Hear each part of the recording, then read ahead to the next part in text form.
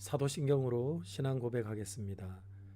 전능하사 천지를 만드신 하나님 아버지를 내가 믿사오며 그 외아들 우리 주 예수 그리스도를 믿사오니 이는 성령으로 잉태하사 동정녀 마리아에게 나시고 본디오 빌라도에게 고난을 받으사 십자가에 못 박혀 죽으시고 장사한 지 사흘 만에 죽은 자 가운데서 다시 살아나시며 하늘에 오르사 전능하신 하나님 우편에 앉아 계시다가 저리로서 산자와 죽은 자를 심판하러 오시리라.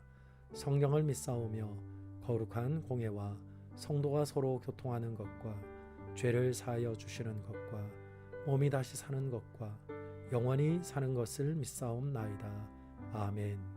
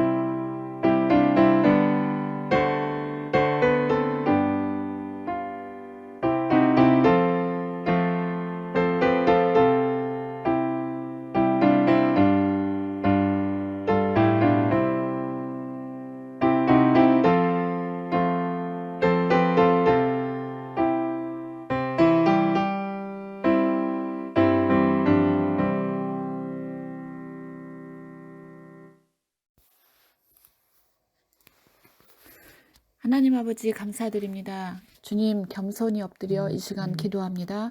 현재 코로나 상황을 선하게 인도하여 주시옵소서. 우리 모두가 조심하며 방역을 잘 지키고 있지만 우리의 힘으로는 정말 어렵습니다. 주님께서 간섭하여 주시옵소서. 하나님, 이번 한 주간 동안 대면 예배를 진행함에 있어 성도님들 건강을 지켜주시고 각자의 처소에서 예배에 집중하게 하시며 합심하여 기도하게 하여 주시옵소서. 하나님, 전 교인이 말씀을 묵상하며 그 어느 때보다도 주님과 함께 동행하기를 원합니다. 우리의 순종하는 삶 되게 하여 주시옵소서.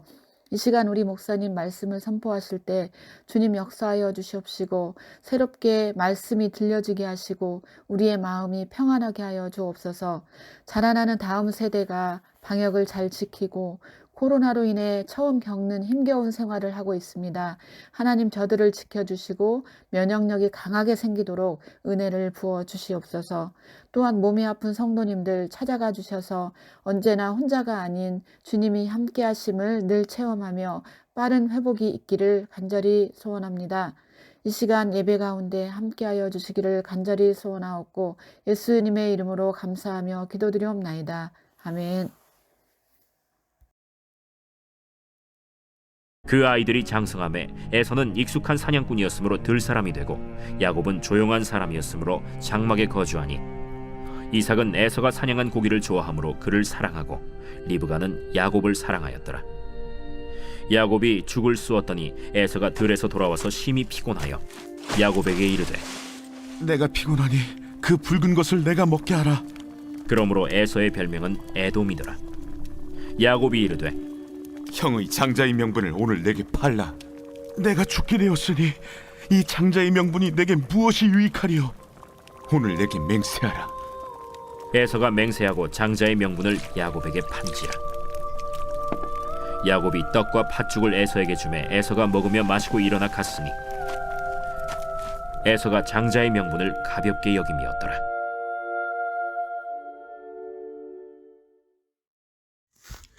할렐루야. 함께 읽은 말씀을 가지고 내게 무엇이 유익하리요? 라는 제목으로 말씀 나누겠습니다. 에서와 야곱은 쌍둥이로 태어났습니다. 그런데 생김새는 확연히 다르죠. 에서는 피부가 붉고 털이 많습니다. 활동적인 사람입니다. 그래서 성경은 익숙한 사냥꾼이었으므로 들사람이 되었다, 그렇게 말을 합니다. 하지만 야곱은 외모와 성격이 완전히 다르게 묘사됩니다. 창세기 27장 11절 말씀을 보면 야곱은 스스로 매끈매끈한 사람이라고 말을 하죠. 그래서일까요? 성경 기자는 야곱은 조용한 사람이었고 장막에 거주하였음을 말씀하고 있습니다. 이렇게 두 사람은 외모도 달랐고 그리고 생활하는 스타일도 달랐습니다. 그런데 두 사람은 태어날 때부터 매우 확연히 다른 외모처럼 경쟁을 하였습니다. 야곱이 에서의 발꿈치를 손으로 붙잡고 태어났던 것이죠. 그럼 여러분, 둘만 경쟁한 것일까요? 아닙니다. 리브가와 이삭, 부모 역시 쌍둥이를 사이에 두고 경쟁했습니다. 상남자 사냥꾼 에서는 아버지가 무척 좋아했고 반대로 조용히 장막에서 거주하며 어머니를 도왔던 야곱은 리브가가 무척 사랑했습니다. 이런 배경 가운데 오늘 사건이 벌어진 것이죠.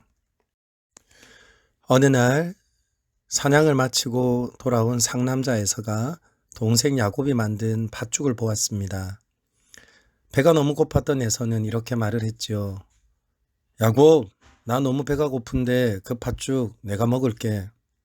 그러자 야곱은 마치 이런 일이 일어날 것을 알고 기다렸다는 듯이 형, 장자의 명분을 나에게 파세요 라고 말을 했습니다. 이 말은 이런 것이죠. 이 죽 먹고 오늘부터 내가 형이 될게요. 이제 내가 이 집의 장남입니다. 그러자 에서는 말을 합니다. 배고파서 죽으면 장남이 다 무슨 소용이 있나. 알았어, 네가 형을 해도 돼. 그래서 오늘 성경은 이렇게 말하죠. 이 장자의 명분이 내게 무엇이 유익하리요. 그리고 야곱은 에서에게 맹세를 받은 후 팥죽을 팔았고 에서는 그 팥죽으로 배를 채우고 일어나 가버렸습니다. 여러분, 이 이야기는 우리에게 무엇을 말씀하는 것일까요? 사실 이 이야기를 자세히 들여다보면 참 어리석은 내용인 것을 알 수 있습니다. 왜냐하면 팥죽으로 장자의 명분 거래가 성립이 되는가? 둘이 서로 약속했다고 형이 동생이 되고 동생이 형이 될 수 있는가? 여러분, 절대 그런 일이 일어날 수가 없죠. 성경은 팥죽 사건 후에도 에서가 여전히 야곱의 형으로 등장합니다. 이삭 역시 에서에게 축복하는 것을 이상히 여기지 않았습니다. 이것을 볼 때 그들은 팥죽 한 그릇으로 거래를 했지만 전혀 그들의 지위와 관계가 달라지지 않았다는 것이죠. 그래서 팥죽 거래 자체는 장자 명분이 누구에게 있는가를 결정하는 사건이 아니라는 것입니다. 그럼 이 사건의 의미는 무엇일까요? 바로 에서와 야곱의 영적 상태를 우리에게 알려주는 것입니다. 에서의 영적인 상태는 어떤 것입니까? 소중한 것을 무시하고 소중하게 다루지 않은 것이죠. 그리고 야곱은 하나님이 주시는 것을 스스로 취하려고 해서 소중한 것을 탐하고 욕심을 내었던 내면의 모습이 고스란히 드러나는 것입니다. 먼저 에서는 어떤 사람이라고요? 장자의 명분을 소중한 것으로 여기지 않았다는 것입니다. 왜냐하면 장자의 명분은 지금 당장 내게 보이는 것은 아닙니다. 그러나 하나님께서 주시는 분명한 복이지요. 신명기 21장에서 장자는 유산을 다른 형제들보다 갑절로 받게 되어져 있습니다. 그런 복이 있는 장자의 명분을 에서는 가볍게 여긴 것입니다. 아직은 일어나지 않을 일이기 때문이었겠죠.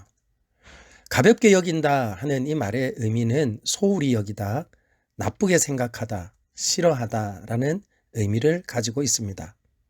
어쩌면 에서는 장자의 자리가 무거웠는지도 모릅니다.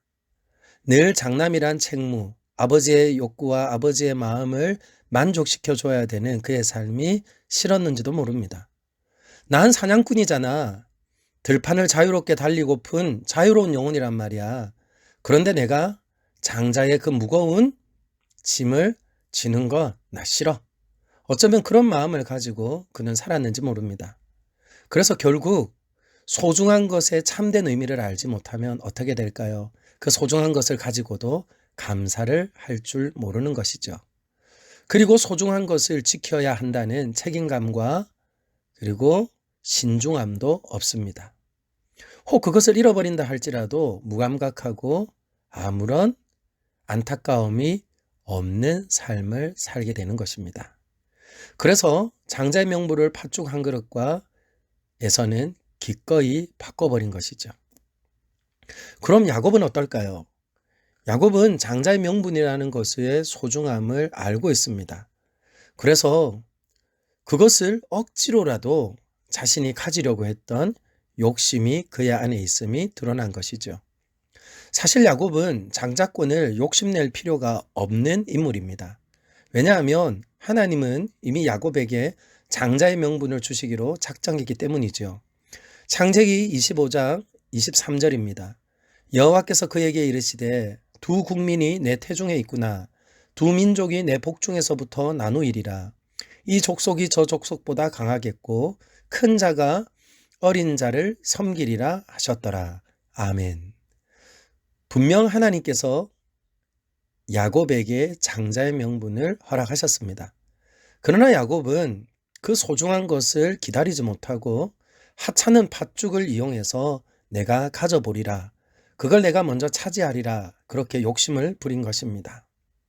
그런데 여러분, 오늘 이 이야기를 보면서 우리는 어떻습니까? 이 안에서 우리의 모습을 보지는 않습니까? 오늘 우리는 소중한 것을 정말 소중하게 여기며 살고 있습니까?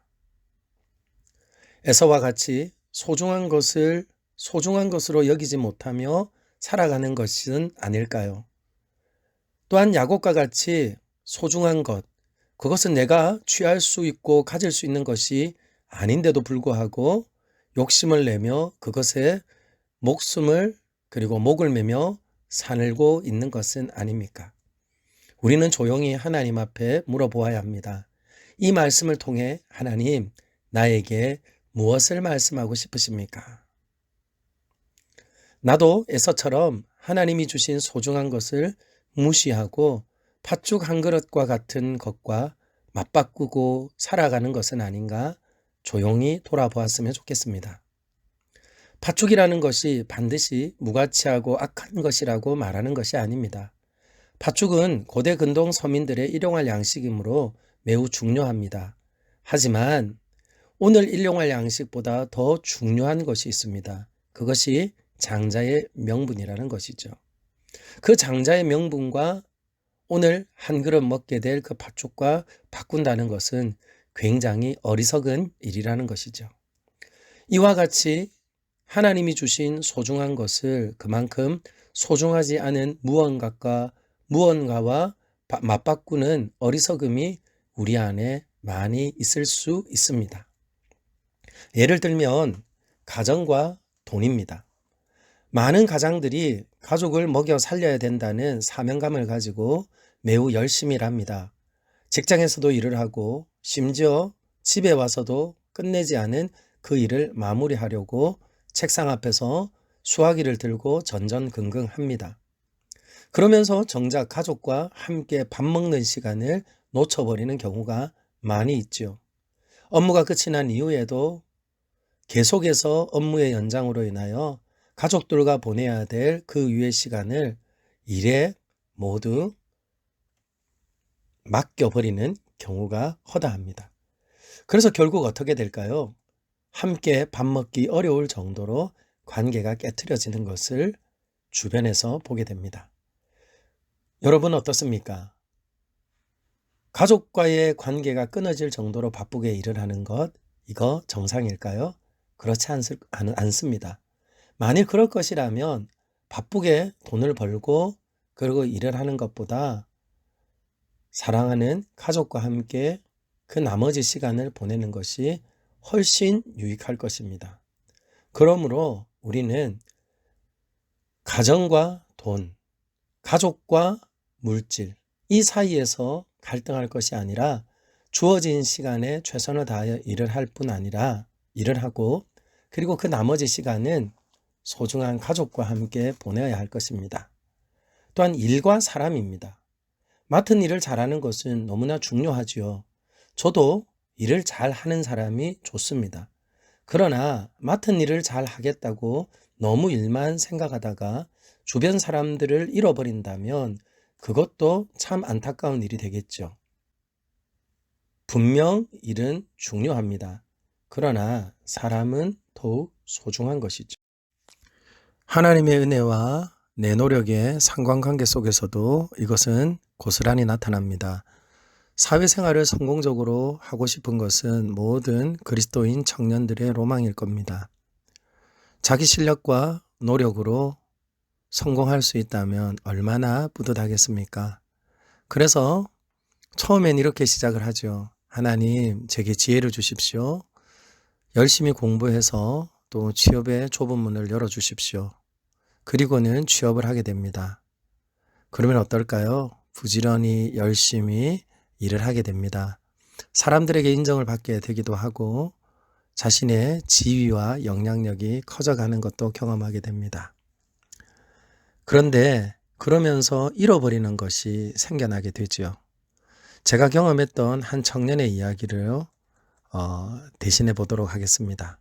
이 청년은 내가 어떻게 국가 경제에 이바지할 수 있을까 굉장히 건강한 사고를 가지고 열심히 일을 했습니다. 그런데 그렇게 일을 하면서 점점점 하나님과 멀어지고 교회 출석을 또한 띄엄띄엄 하게 되었습니다. 나중에 돌아보니 그는 직장에 들어간 이후로 주일 예배를 거의 참석하지 못했다고 합니다. 그런 친구가 청년부 목사님의 권유로 한 청년 수련회에 참석하게 되었습니다. 그리고 집회 중에 하나님께서 그의 마음 가운데 찾아오셔서 깨달아 알게 하셨다는 거죠. 지금까지 내 능력으로 열심히 해서 성공한 것이 아니구나. 하나님께서 도와주셔서 여기까지 온 건데 성공만 보고 달리느라 하나님을 의지하고 한 걸음씩 따라가는 삶을 놓쳐버렸구나. 그러한 마음을 깨닫게 되어지고 그는 그 집회의 마지막 간증의 시간에 에디슨의 말을 빌어서 그의 간증을 마무리했습니다. 에디슨의 말 가운데 한 번쯤 들어보셨죠? 천재는 99%의 노력과 1%의 영감으로 이루어진다. 여러분, 이 말의 의미가 무엇일까요? 열심히 노력하면 된다는 것일까요? 그 청년은 이렇게 해석을 합니다. 이 말의 진정한 의미는 열심히 노력해서 천재가 되는 것이 아니라 1%의 영감이 없으면 99%의 노력에도 천재가 될 수 없구나 하는 것으로 그의 간증을 마무리했습니다. 여러분 어떻습니까? 저는 참 의미가 있었습니다. 왜냐하면 인생도 마찬가지입니다. 아무도 내 인생을 대신 살아주지 않습니다. 그래서 내가 계획을 세우기도 하고 그 계획에 맞추어서 나는 하루하루 준비되어져 가야 합니다. 그러나 여러분, 내 노력만으로 인생이 가득 만족함을 얻을 수 있을까요? 그렇지 않습니다. 내 노력만으로는 절대로 가질 수 없는 하나님이 주셔야 받을 수 있는 은혜가 있어야지 우리의 인생에는 만족함, 또한 감사함, 자족함으로 충만하게 될 것입니다. 물론 현재 내 삶이 세상 기준으로 100%가 아닐 수 있습니다. 그러나 세상 기준의 100%라 해도 하나님의 눈에 100이 될 수 없다면 그것은 진정한 그리스도인의 만족이 아니라는 것이죠. 그래서 하나님의 은혜를 입고 사는 그리스도인이야말로 100% 하나님의 만족함을 누리게 될 것입니다. 하나님이 주셔야 받는 은혜가 있어야 100% 충만케 되는 것이죠. 지금까지 저는 소중한 것을 무시하는 어리석음에 대해서 말씀을 드렸습니다. 그리고 이제는 하나님이 주신 소중한 것을 야곱처럼 욕심대로 추구하는 우리의 어리석음을 말해보려고 합니다. 먼저 그와 같은 야곱과 같은 어리석음은 어떤 곳에서 드러날까요? 하나님이 주신 소중한 자녀들, 하나님의 뜻과 생각보다 부모의 욕심과 고집대로 양육하는 경우가 있을 것입니다. 부모가 못해본 것을 자녀들에게 시킨다던가 부모의 체면을 위해 자녀가 우수하기를 요구하는 것, 상처받은 마음에 뿌리내린 삐뚤어진 욕망을 가진 부모가 결국 자녀에게 또 다른 상처를 물려주게 되는 것이죠. 섬김, 봉사, 심지어 목회라는 것도 분명히 소중한 것이지만 사람 욕심으로 할 때가 많이 있음을 압니다. 분명 헌신, 희생, 열심, 이 모든 것은 마음속에 심지어 본인도 잘 모르는 숨은 동기가 있을 때가 있습니다. 개인 가정사에 어떤 문제가 있는데 교회와 지역사회에서 열심히 봉사하는 이들이 있습니다. 그 이유는 무엇일까요? 그 문제를 회피하고 만족을 얻겠다는 것입니다. 내 인생이 그다지 나쁜 건 아니잖아. 이렇게 선한 일도 많이 하잖아. 내가 썩 못난 사람은 아니야. 이와 같은 만족을 얻기 위함도 그 마음속에 숨어 있죠. 일종의 문제 해결을 위한 거래 차원의 봉사도 합니다. 주님, 이렇게 열심히 섬기는데 해결해 주실 거죠? 이것이 뭐죠? 정확하게 팥죽으로 거래한 야곱과 같은 모습이죠. 저는 근본에 오미크론 확진으로 인하여서 내 자신을 잠시 돌아볼 수 있는 시간이었습니다. 저는 담임 목사가 된 이후로 모든 것에 있어서 많은 이들에게, 특별히 우리 성도들에게 자신의 역할을 잘 감당하고 있다는 것을 증명하고 싶었던 것은 아닌가 하는 그런 생각을 해보았습니다. 그래서 무엇이든지 열심히 하려고 그리고 최선을 다하려고 한 것은 아닌가 하는 그런 생각을 해보았습니다. 그런데 잠시 쉴 수밖에 없는 이 시간에 우리 성도님들은 이런 말씀을 하시더라고요. 목사님, 잠시 쉼의 시간을 주신 줄 알고 그냥 걱정하지 마시고 편안하게 쉬십시오. 그리고 몸을 속히 잘 회복하십시오. 라고 하는 말들을 해주셨습니다. 그 말씀을 들으면서 제 안에도 어쩌면 더 소중한 것이 무엇인지 간과하고 그저 내가 담임 목사인 것을 인정받고 싶고 그리고 증명하고 싶어 앞만 보고 달려온 것은 아닌가 그런 생각을 해보게 되었습니다. 분명 하나님께서는 이렇게 말씀하시는 것 같아요. 네가 증명하지 않아도 돼. 네가 증명하지 않아도 돼. 하나님이 내게 주신 소중한 삶, 어려운 사역도 잘 해내는 목사, 그런 것이 아니라 작은 일에도 마음이 쪼그라드는 연약한 사람임을 고백하고 하나님의 은혜를 입으며 살아가는 것이 진정한 나의 역할이며 나의 또한 주어진 사명 감당이라는 것을 알게 됩니다. 이제 말씀을 맺으려 합니다. 하나님께서 야곱을 선택하신 것은 전적인 은혜입니다. 그러므로 생각해 볼 것은 하나님의 전적인 은혜는 내가 팥죽과 같은 수고로 얻을 수 있는 것이 아니라는 것입니다. 팥죽 한 그릇에 팔 수도 없고 팥죽 한 그릇으로 살 수도 없습니다. 그것은 내가 태어나기 전부터 나를 사랑하기로 작정하신 하나님의 은혜로만 가능한 것입니다. 로마서 5장 8절은 우리에게 이렇게 말을 하죠. 우리가 아직 죄인 되었을 때에 그리스도께서 우리를 위하여 죽으심으로 하나님께서 우리에 대한 자기의 사랑을 확증하셨느니라. 아멘. 하나님이 저와 여러분에게 주신 소중한 선물이 무엇일까요? 그걸 먼저 생각하기 전에 기억할 것이 있습니다. 하나님은 저와 여러분들을 너무 소중히 여기신다는 것입니다. 에서처럼 무시하거나 야곱처럼 욕심내지 않으십니다. 저와 여러분을 버리지 않으십니다. 내버려 두지도 않으십니다. 억지로 조종하지도 않습니다. 인격적으로 끝까지 대하십니다. 포기하지 않으십니다. 인내하십니다. 말씀하시고 우리를 인도하십니다. 왜냐하면 하나님은 소중한 저와 여러분들을 얻기 위해 예수 그리스도를 희생하여 십자가에서 저와 여러분들을 사셨기 때문에 그렇습니다. 깨끗하시고 의로우신 예수님이 십자가에서 대신 죽으시고 저와 여러분들은 깨끗이 용서받아 하나님의 자녀로 살게 되었습니다.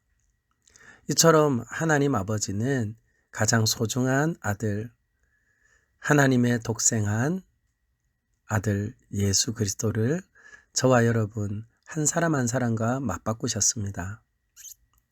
그래서 저와 여러분은 천국의 보물로 삼으신 예수님이 우리의 삶의 가장 소중한 보물이 되는 것입니다. 사랑하는 여러분, 나에게 하나님이 주신 소중한 것들은 무엇입니까? 그 소중한 것을 감사하며 받아 지키고 살아가고 있습니까? 아니면 소중한 줄 모르고 무시하며 값싼 것과 바꾸거나 하나님이 주셨음을 잊어버리고 내 욕심대로 다루고 있지는 않습니까? 내 삶의 허탄한 거래를 이제 끝을 냅시다. 오직 십자가에서 내 영혼의 값을 치른 예수 그리스도의 새 생명으로 나의 모든 것이 바뀌게 하여 주옵소서. 그렇게 하나님 앞에 고백하며 저와 여러분들의 삶에 내게 무엇이 유익하리요? 하나님이 주신 그 구원의 은총, 그리고 하나님이 나를 택하여 주시사 베푸신 그 은혜보다 소중한 것이 없음을 알고 사는 날 동안에 예수 그리스도의 은혜와 사랑으로 하나님의 자녀가 되고 그리고 하나님 나라의 후사가 되었음을 늘 감사하며 믿음으로 살아가는 저와 여러분들이 되기를 예수님의 이름으로 축원합니다. 기도하겠습니다. 하나님 아버지 감사합니다. 오늘 말씀을 통하여서 내게 무엇이 정말 유익한 것인지 가르쳐 주신 것 감사를 드립니다. 때때로 내 안에는 에서와 같이 소중한 하나님의 은혜를 가벼이 여기는 마음도 있으며 또한 하나님의 은혜를 입고자 애쓰고 힘쓰며 그리고 세상에서 채우지 못한 바를 하나님 앞에 때를 쓰듯 채우려 하는 연약한 내 모습도 보게 됩니다. 가장 소중한 것은 우리의 노력보다 크신 하나님의 은혜가 우리의 인생에 가장 소중한 것인 줄 알고 우리를 사랑하사 아낌없이 독생하신 아들을 주신 그 하나님의 사랑을 늘 기억하며 예수 그리스도를 믿고 그리고 하나님의 말씀 안에 순종함을 내 삶의 가장 귀하고 복된 가치로 여기며 살도록 은혜 베풀어 주셔서 사는 날 동안에 하나님이 또한 우리를 존중히 여겨주시고 또한 우리도 하나님을 더욱 존중히 여기며 사랑하는 귀하고 복된 믿음의 삶 되도록 늘 도와 주옵소서. 주님, 온 땅에 코로나가 창궐합니다. 하나님께서 친히 다스려 주셔서 모든 것이 속히 제자리로 돌아갈 수 있도록 도와 주옵소서. 예수님 이름으로 기도합니다. 아멘.